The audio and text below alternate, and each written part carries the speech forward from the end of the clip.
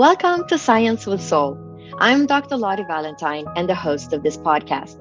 I'm a physician, evidential psychic medium, international keynote speaker, and author of Med School After Menopause, The Journey of My Soul, an inspirational story about transformation, healing, and spirituality, available online at Amazon as well as other online platforms worldwide. The inspiration for this podcast came from my own life experiences. As I have journeyed through life, it has taught me that we're part of a greater divine web of interconnectedness. I have walked the path of illness, healing, and transformation. After 2 near-death experiences, I became clairvoyant, clairaudient, and clairsentient, and was guided to attend medical school at the age of 54. We will be meeting with many different types of doctors, healers, as well as spiritual leaders, educators, and other inspiring souls in this podcast. It is my hope that you will gain information and create a path to healing your own life, physically, emotionally, and spiritually, and bridge the gap between science and soul. If you are a person who understands the interconnectedness of mind, body, and soul, and would like to take one of my courses or work with me to create a path of healing your own life, please visit divinespiritualessence.com or drlottie.com. Welcome to Science with Soul. I'm Dr. Lottie, and today I'm delighted to have Jean Eng with me. Jean Eng, Ph.D., has a healing practice based in Thousand Oaks, California, and sees clients for a number of energy healing and shamanic healing practices. In addition, he teaches seminars that focus on the integration of science, spirituality, and healing. Jean travels both in the United States and internationally, facilitating healing sessions and workshops, particularly around the Arcturian Healing Method, the InterGalactic Healing Method, and the 5 Force Healing Modality, 3 healing modalities he created as a synthesis of his studies in healing. Jean received his BA from Stanford University in human biology, philosophy, and religious studies, and was formally trained as a neurobiologist at Yale University, where he earned his doctorate degree in basic mechanisms of how the brain develops, followed by a post-doctoral fellowship on how ultrasound can affect the developing cerebral cortex. After his postdoctoral fellowship, Jean decided to step into the role of a facilitator of healing in order to directly interact with helping people. Most of his work centers around the use of subtle energy to help align the subtle energy body, its channels, meridians, and energy centers to help restore balance and harmony so that healing can occur, whether it be physical, emotional, mental, and or spiritual. Jean doesn't see himself as the healer, but simply as part of the interconnectedness that occurs when facilitator, client, and the source, love, God, interact to bring healing forth. He sees his teaching engagements and seminars as an extension of his interaction that occurs on multiple dimensions to bring wholeness, understanding, and evolution to all involved. A warm welcome, Jean. I'm so excited to have you on the show today. It's great, thanks. And it's great meeting you, Dr. Lottie, and the group here. It'll be wonderful to speak with you. How did you journey from being in biomedical science as a neurobiologist into the energy healing world? Mm-hmm. Yes, it's quite a long story, but I'll try to maybe encapsulate the general themes. My father was a physician, so I kind of grew up in that milieu. And most of my other siblings also went on to be medical doctors. So we kind of had that sort of impulse to kind of forge our path sort of in that world. But I soon found out that already in undergraduate work, I was really drawn more to maybe the science of the soul or the healing of the soul, or more aspects of consciousness. So during the time that I was doing sort of this pre-medical studies, I was also doing a lot of actual inner studies or inner work on my own. And that was in a very kind of nice milieu, kind of as we were talking before in the Bay Area. I think there's a very strong spiritual current that may be held by the land energies there and just its history. So I was able to kind of do this dual path, but most of the spiritual work was sort of internal and not really shared on any external level. So at a certain point, kind of just jumping more to maybe the middle part, after I had finished my PhD, I think this kind of soul calling and maybe the opportunities to do this work at a more external level came to fruition. And that's where I started to study with energy healers and different shamanic practices. And eventually I stepped into this role of healing rather than a more academic or sort of more industrial. Yeah, we lost you there for a second. You said, and Oh, eventually I stepped into. yes, the role of a healing facilitator rather than a more academic sort of career. And then from there, that's where things developed, usually approximately over a decade in terms of the healing practice and healing Uh-huh. facilitating. Yes, and so Okay. from there, I started to study with different healers and shamanic practitioners and practices, particularly the foundation for shamanic studies.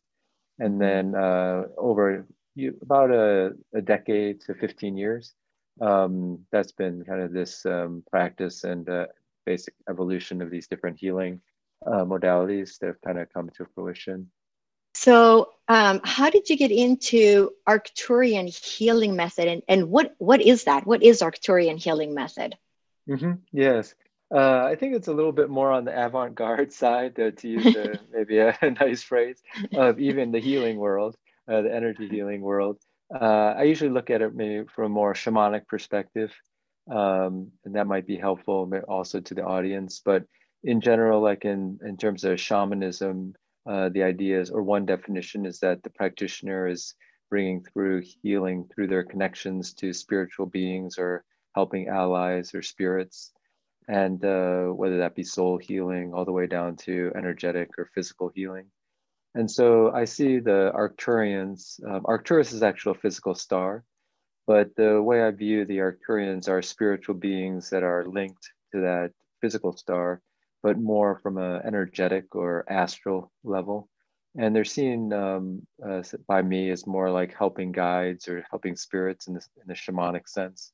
And so I'm sort of facilitating the divine energy through their consciousness to help and balance either clients or spaces or groups. Wow, fascinating. That's just fascinating. How did you come about synthesizing the various aspects of the Arcturian Healing Method? Mhm.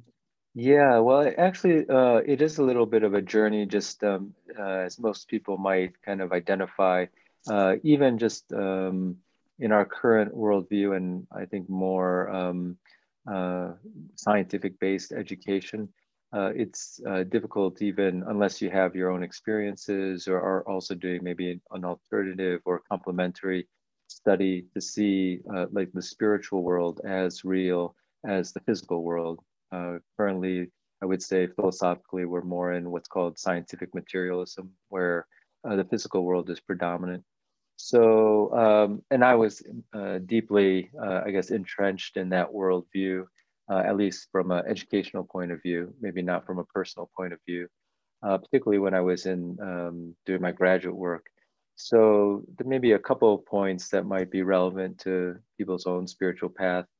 It the bridge, I think, into working more or sort of the experience of maybe spiritual realities or spiritual beings was actually the energy healing.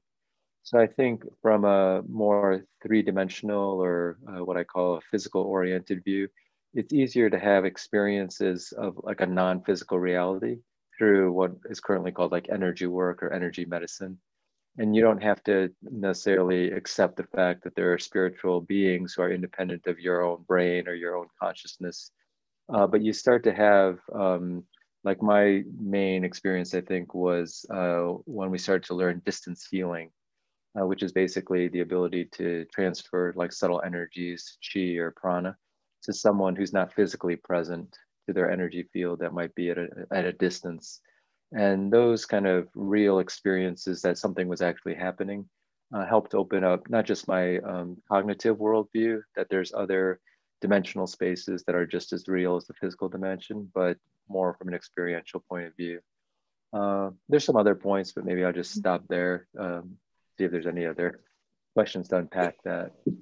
Right. No, that's fascinating. It's absolutely you can heal distantly, and you can, working with the spirit world. I have got confirmation on that. People that are in the spirit world that receive the healing or my prayers sent to them, and then, I have a reading with somebody in Europe that's never even seen me before, and oh yeah, your mother is telling me you sent all this healing. So it's fascinating to get confirmation on the healing or prayers that we send to people, because it is real. We, as you know, we are energy beings. So that leads me to the next question. What is the 5-force healing modality? Mhm. Yes, so for about the last decade or so, the main focus has been on the Arcturian Healing Method, sort of this work with the Arcturian spiritual beings, but just in a natural way, sort of maybe not premeditated. Other higher beings or spiritual beings were coming through, and in particular, the 5-force healing modality, which the full title is of the Grail tradition, was more spiritual beings associated with like an esoteric Christian line, although these are universal spiritual consciousness or forces. And so the 5 forces are 5 beings sort of holding that energetic space or facilitating that energetic energy is the Christ being or the solar logos, the divine Sophia, sort of the feminine aspect of the divine. And then 3 spiritual beings, Archangel Michael, Metatron, and Melchizedek. So that modality sort of brings those energies through for people. The people, when they get a healing, are they aware that all these spiritual beings are coming in? How do people react to that? Are they open to that concept, or do you find that they're not understanding how it works? Or Yeah, I would say about maybe 60-30 or 60-40 or 70-30, meaning the larger number percentage-wise are people who may either already be working that way themselves or are familiar or feel comfortable sort of in that worldview or world space. And then perhaps the other 30% are open, but that might be a new concept to them, like whether Arcturian or other type of helping spirits or allies. how do you, when you work with these spirit beings, do you see them, or do you communicate telepathically, or do you feel them? How do you know who they are and what the messages are that's coming through? Yeah, that's a great question. I think so. There were a couple points I didn't mention in terms of that journey of the synthesizing the Arcturian healing method. So one of the big parts in my own healing training was this training in the shamanic practices. And I did most of the formal training in a 3-year program with the Foundation for Shamanic Studies that was started by Michael Harner.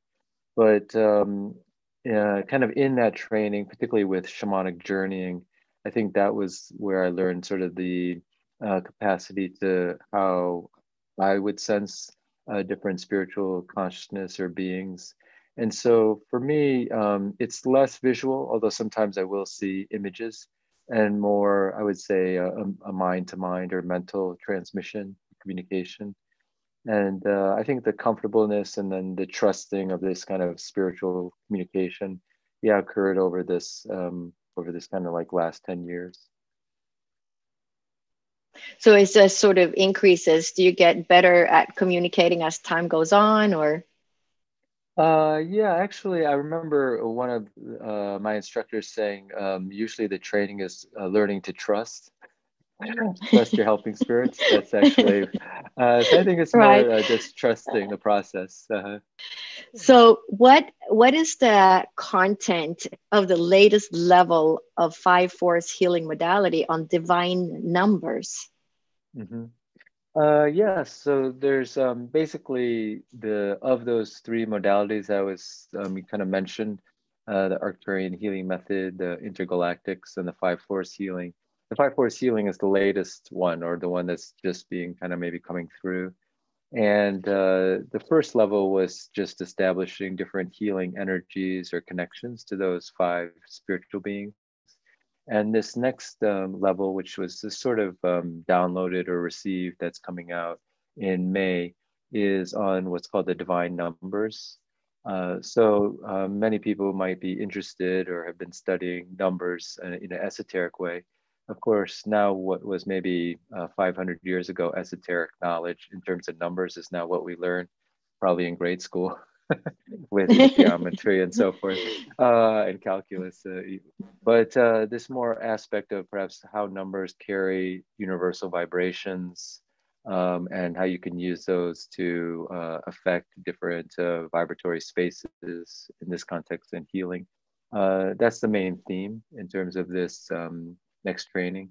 And the spiritual consciousness that's holding this kind of frequencies is these five spiritual beings of the five force. And then the bulk or the heart of the training is to be attuned to the healing vibrations of 0 through 9. So basically 10 healing vibrations that are based on those numbers. Oh, it's absolutely fascinating. I had back in the early 2000s, I was healing from my own near-death experience. I was about 12, 14 years out of it.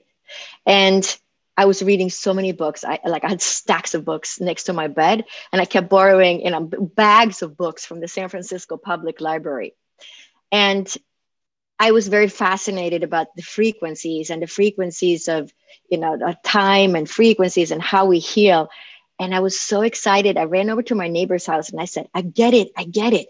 It's the frequencies. If we can just figure out the frequency, we can heal people once we know the frequencies. And the spirit guides came in and said, it's not for you to do. You will use the frequencies, but somebody else will develop this for you.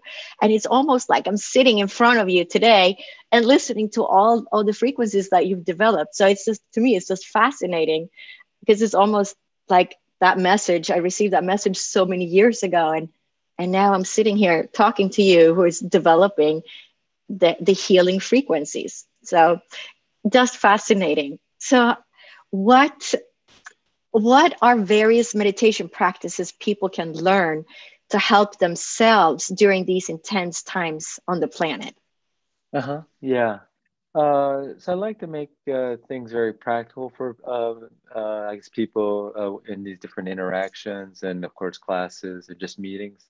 And of course our day-to-day life is sort of sometimes our biggest challenge, and just kind of working through sometimes what seems like mundane things, but I think that it's training us on some level.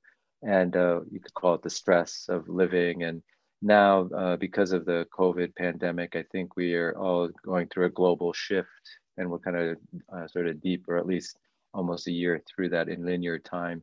So there's a lot of lessons that have been occurring, I think, for each person personally, and as well as collectively or as a group, and then also I think as humanity in general.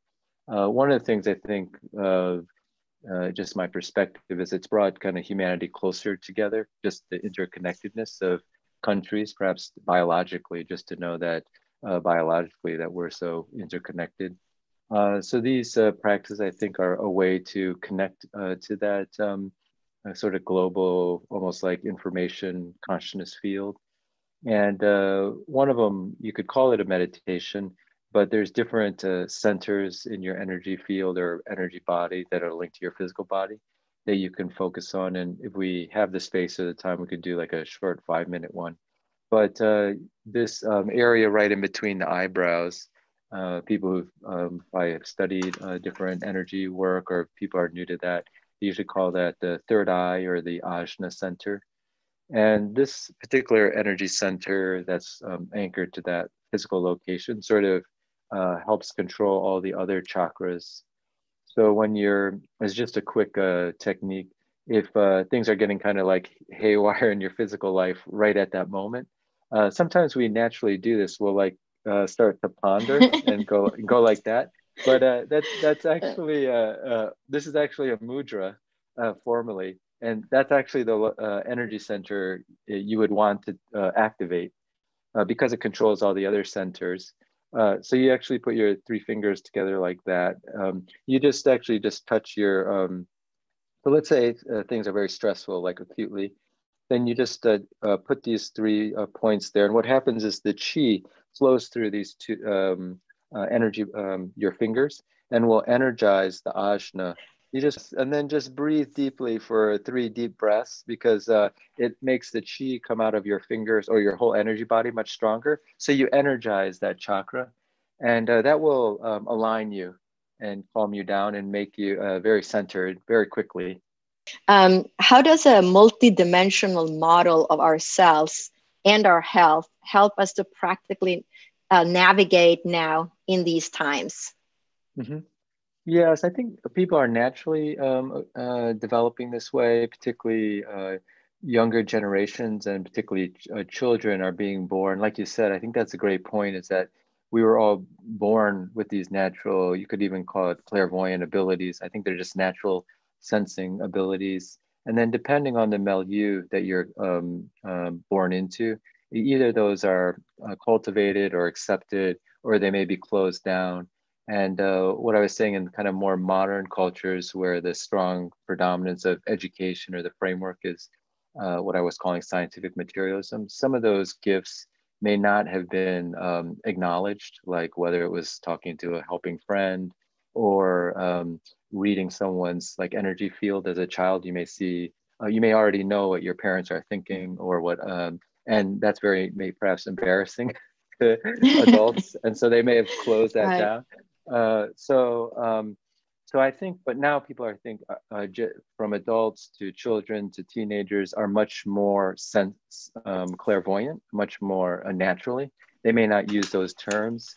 And what I think the multidimensional model is, just as a short definition, is the acceptance and also the direct experience of both the physical world, but also non-physical realities or non-physical dimensions, and that we're simultaneously experiencing. And so just as a quick example, people who are very so-called sensitive to others, aware of others, they may not need that person in front of them, but even if they are in front of them, they're able to know kind of where they are emotionally, mentally, without any physical signals. And the positive benefit of that is then you may be able to act in a way that's helping or balancing to them. You won't say something that you, even though it doesn't, they may be saying they're feeling good, or but you kind of really know where they are. And I think more and more people are able to know this level of reality and to guide their life in this way. So it makes things more interconnected and balanced. Do you remember, talking about children, do you remember as a child yourself knowing things in advance, but not realizing that you were like clairvoyant or clairaudient or claircognizant as a child, but not really knowing that maybe you were more gifted than other people? I think I did have one or two childhood experiences that have even influenced my spiritual path now. I'll just share in a short manner.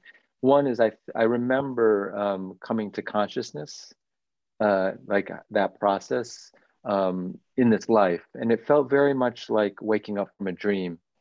And whether I had remembered a memory prior to incarnation or at least prior to that, I do remember some space of consciousness and being with a being, or it felt like another consciousness that was guiding me, that I would say before I incarnated.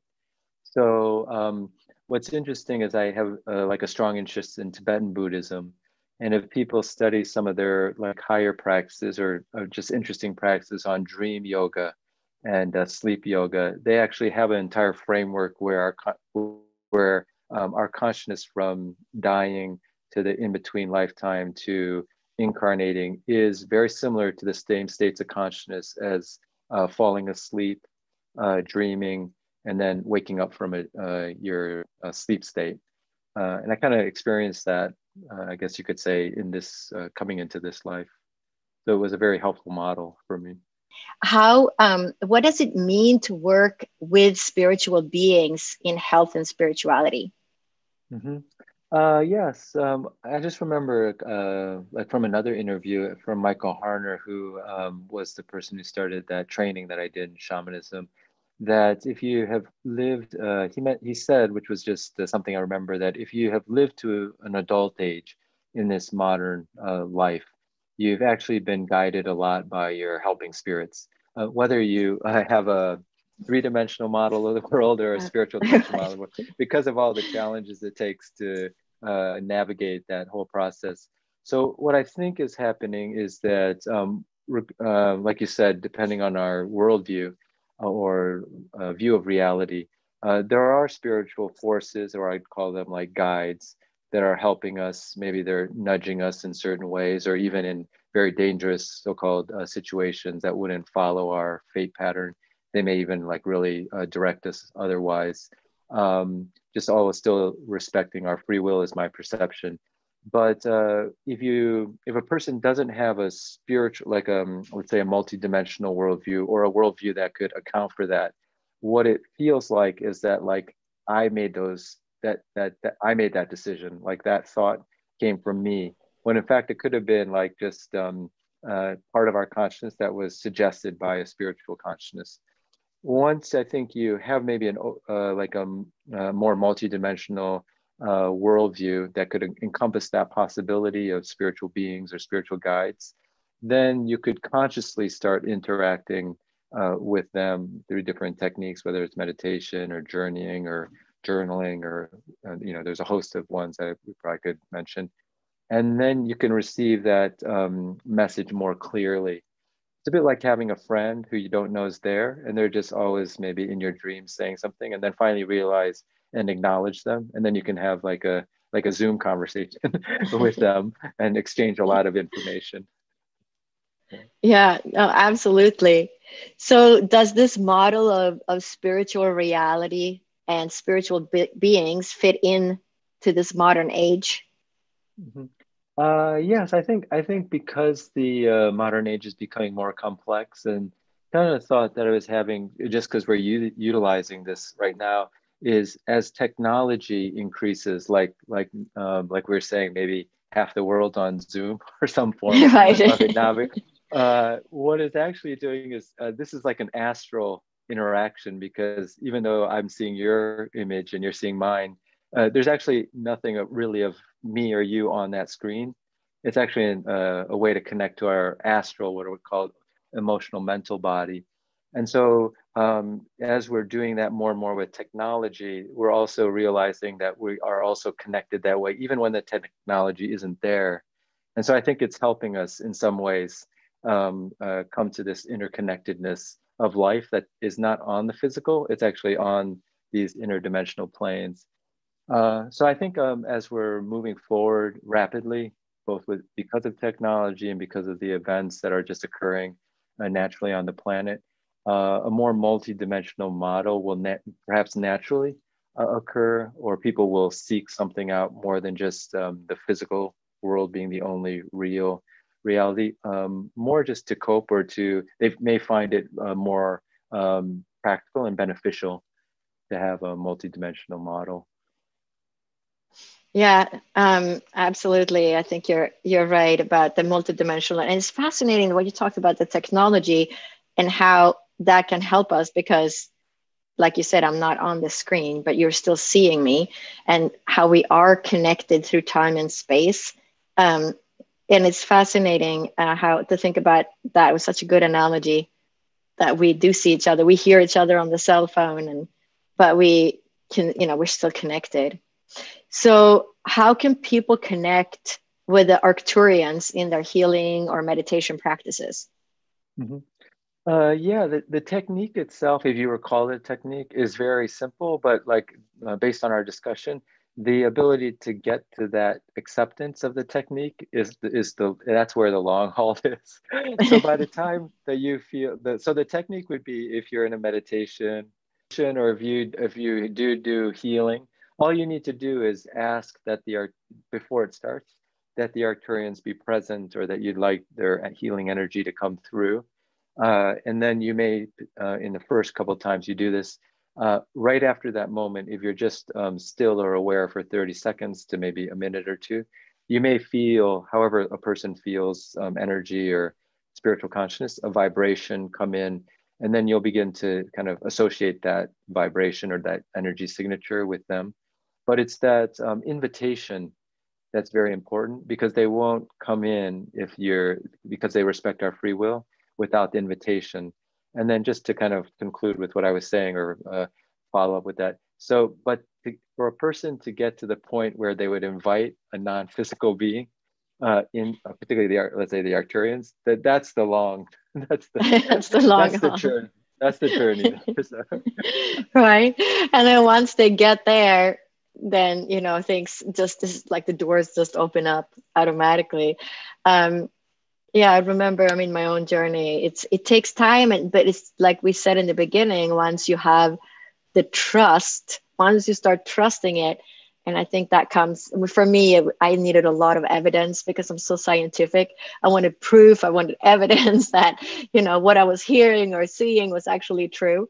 But now it's just, now I work with it. And it's fascinating how when you get spiritual guidance, it's always correct. And it's been correct for 28 years. So the spirit world has never been wrong with the messages that I have received. It's always correct. It doesn't matter if I'm doing readings or working as a physician or working as a medical intuitive, whatever comes through is always spot on.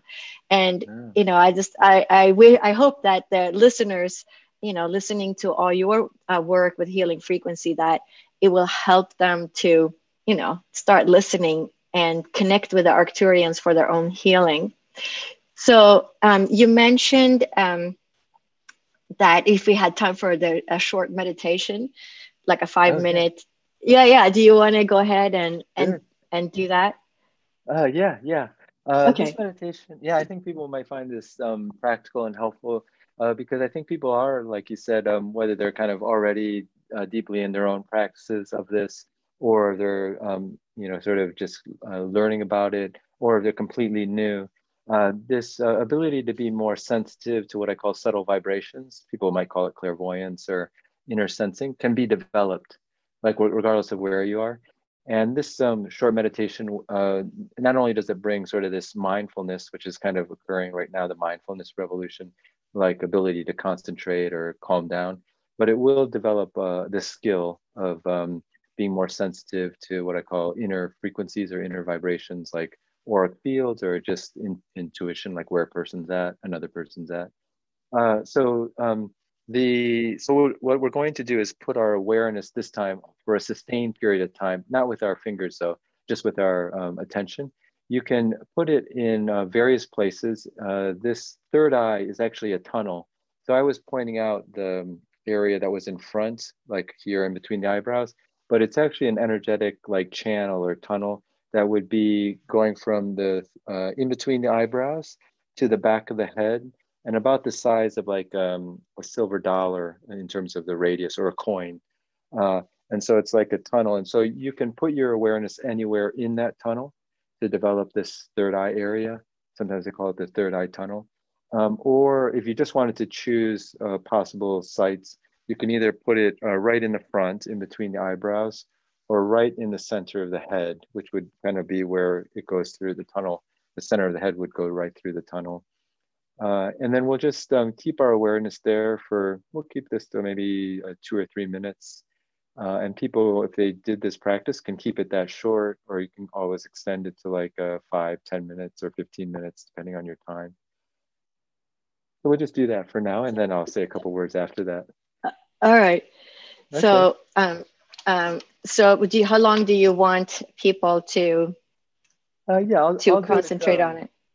Yeah, I'll guide us perhaps, and then I'll bring us out in about 2 or 3 minutes. Okay, sounds good. All right. Yeah. Okay. Yeah, I have a clock here, so I could just monitor it. Okay. All right. Okay. Yeah, so you can call this like a third eye meditation. This will help to develop your inner sensing or clairvoyance over time. And also it's just very pleasant and gives you a very positive feeling in your body. So you just slightly close your eyes and keep your spine straight. Then just gently put your awareness either in between your eyebrows or in the center of your head.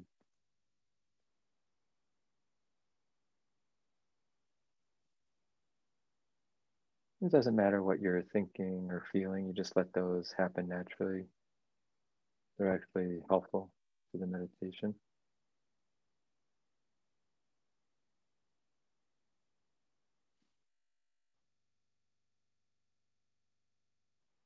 The goal is just to lightly continue to come back either to the center of the head or in between the eyebrows.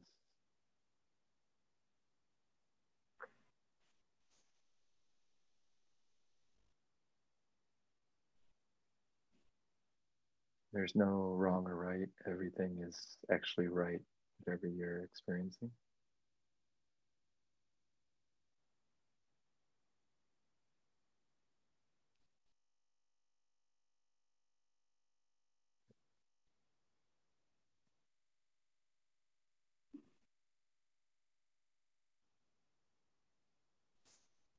We'll just go for one more minute.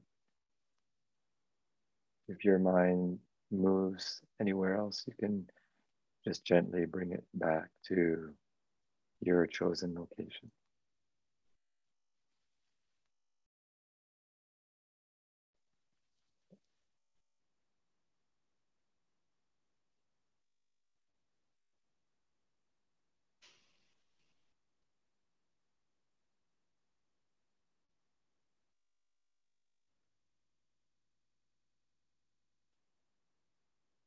You can always extend the time of this meditation if you feel more comfortable, and always end it a little bit before you feel you want to, and that will allow you to always feel comfortable or excited to come back to the meditation on another day. So now we're going to end the meditation. You can just slightly open your eyes and snap your fingers.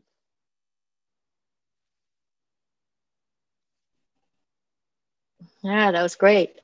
And this Okay. is something, yeah, that people can do easily, and it doesn't take a long time, doesn't have to take a long time, and then work up to it. That's what I tell people too. Start with 5 minutes, and then eventually you'll sit there for an hour. So, yeah, how can people work with you, schedule a session with you, or sign up for your classes? Yes, I have a website. That's probably the easiest way. It's just the www.geneang, my name all in one, GENEANG.com. And from there, they can find your classes or schedule sessions with you. Yes. In particular, if they wanted to know the scheduling of classes, there's a link for the newsletter. And I'm doing most of all the updated things in the newsletter that gets sent to people. Thank you so much, Jean, for taking the time to be our guest today on Dr. Lottie Science with Soul. It's been an honor to have you share your knowledge with the listeners today. Thank you, Dr. Lottie. Thank you. And good talking with everyone. I hope you enjoyed listening to this episode of Dr. Lottie Science with Soul. To stay up to date on future episodes and to help us reach a larger audience, remember to subscribe, review, and share this podcast. If you're a person who understands the interconnectedness of mind, body, and soul, and would like to take one of my courses or work with me to create a path of healing your own life, please visit divinespiritualessence.com or drlottie.com. My book, Med School After Menopause, The Journey of My Soul, an inspirational story about transformation, healing, and spirituality, is available online at Amazon as well as other online platforms worldwide.